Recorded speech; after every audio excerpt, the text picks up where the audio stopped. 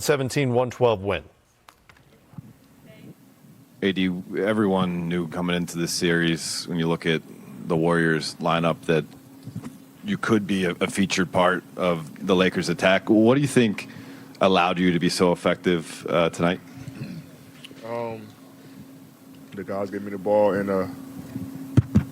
the guys just getting the ball to me in the right spots. A lot of it came off pick and roll, a couple post-ups, some offensive rebounds, but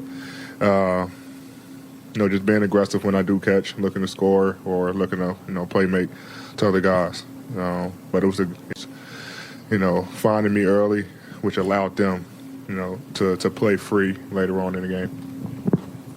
LeBron, this team has been through challenges throughout the course of the season, continuity, ups and downs, all sorts of different stuff. What did you think of the mental resolve to withstand a 14-0 run in this building late and to close those guys out with poise? That's been us since we, made the acquisitions to our new guys. We've been able to be very resilient in games. Like I said, we've been playing playoff basketball for about 2.5 months now, just trying to, punch our clock in to be able to play right now in the postseason. So, we've been very resilient. And tonight versus a team like Golden State, defending champions, and we know how great they are on their home floor over the years. So, to withstand that, and it's another good step for our ball club. Anthony, just kind of thinking about Game 2 and adjustments that Golden State might make. They had Looney on you for most of the game. Draymond kind of took over late. What are the ways that you think that changes once they go maybe a little smaller, or Draymond plays a more 5? And what do you expect from them in their building in Game 2? Well, it's going to be a different game. Obviously, they're going to make adjustments. We're going to make adjustments. The building will be probably a little bit louder. We obviously don't want to go down 0-2. So the crowd's going to be more into it, but we're going to continue to, I'm going to continue to be aggressive. I know our guys are going to continue to be aggressive. Obviously, we know that Draymond, likes to help. So we probably, if they do decide to put him on me, figure out ways I can be effective, offensively. But who knows? We'll see what happens in Game 2.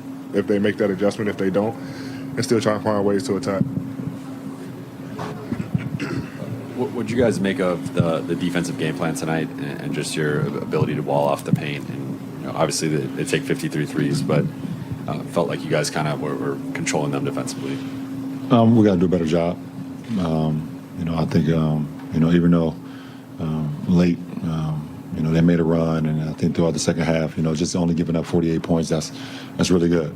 But we had a couple lulls where we allowed those guys. Steph, Clay, and Jordan to get some looks that if we're really tuned in, it won't happen because they're going to get they're going to get their looks anyways. So we can't have our own personal problem mistakes. So we got to be better. We got to be better. We love the game plan, but we got to be better as the guys on the floor. Yeah, AD, as much as you've dominated in the postseason, do you feel like you're proving people wrong, or does that matter to you? It doesn't matter to me. I don't care what no one thinks. Only, the guys in the locker room, coaching staff, it's only opinions that I care about. Other than that, I just go out and play basketball, try to do what I can do to help the team win. Opinions outside the locker room, what guys say, guys think, is irrelevant to me. Coach Ham said that both of you guys have kind of been a rock for him and kept him afloat mentally in a lot of ways. What kind of advice have you had for Coach, and what do you think about how he's grown this rookie season for him as a head coach? For us, we've been a part of this franchise, the longest that's on this franchise right now, and together. So, for us to be able to, have that relationship with the coaching staff and have that relationship with Coach Ham, and him to be able to trust us on the floor, that we can be an extension of him, to relay his commands, relay his messages. I just think it just makes it a lot calming for him, that he knows that he has guys on the floor that has been in a fight, has been in a foxhole, and has had experience, in tough games, So, every game and every day is another learning experience for our coaching staff and for us. And, we just try to, make it as seamless as possible when we step on the floor with the game plan that they're giving us. LeBron, I'm sure you guys knew they were probably going to make some shots and make a run towards the end. When you guys were not able to score and they did catch you, was that a lack of execution on your part, or did you guys just simply miss some shots? No, it was never a lack of execution. At the end of the day, we only had 8 turnovers, so that let us know we was not sloppy with the ball. We were executing at a high level. We just missed some shots. I can think about 4 or 5 shots. AR had a shot from the left wing, missed it. I had a fadeaway, jumper in the paint, missed it. I was able to hit AD on the cut. One of his patent jump hooks, he missed it, got off his rebound, missed it again. And then they lost it around their sideline, gave us another extra possession. D'Lo had a wide open 3 opposite of their bench. Sometimes just to make or miss league. We executed to perfection, we just didn't make. LeBron, I know both you guys aren't too statistically inclined at this time of the year. It's just about getting the W. But you had the 2020 last round. AD has 30-20 tonight, and he joins Shaq, Elgin, Kareem, and Wilt, players who have done that, wearing the purple and gold. What is that? How does that encapsulate, like him joining a list like that, what he's doing for your guys' team right now? The Lakers franchise over the years, over the course of their existence, has always had dominant big men and dominant guys that have been a force at the rim, and that's why their jerseys are in the rafters. And AD will be up there when he's done playing, and the number 3 will be up in the rafters, and he continues to show why he's one of the best players that we have in this league, and and for us, it's just a treat for us to be able to have such a dynamic player that can, not only go out and get you 30 and 20, but also command the paint defensively, can switch out the guards, and also give you 5.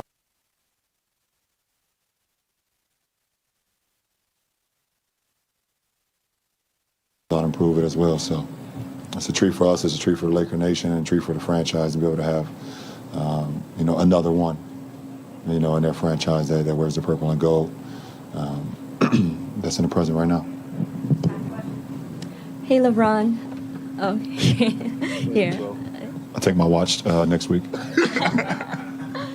Or a car. You have had a lot of great historical games against Warriors in the old Oracle Stadium. How do you feel to win your first playoff game in the new Chase Center, as a Laker? Well, it's always great to win in the postseason, no matter where you are, no matter who you're playing, because it's very difficult to win in the postseason. So, like I said, like you said, I got a lot of history in Oracle, and a lot of battles in that, in that arena over the years. So it's definitely a different feeling walking here into a postseason game, being in the Chase Arena now, like you said. But that Warriors and that GS and that those colors that hasn't changed, and so my focus and my respect for them hasn't changed as well. And it's just an honor to be able to play this game at a high level, play with other great players, and then also look on the other side and see other great players, and you be a part of something that's historic, something that will last a lot longer than we are today. So it's pretty cool. Thank you.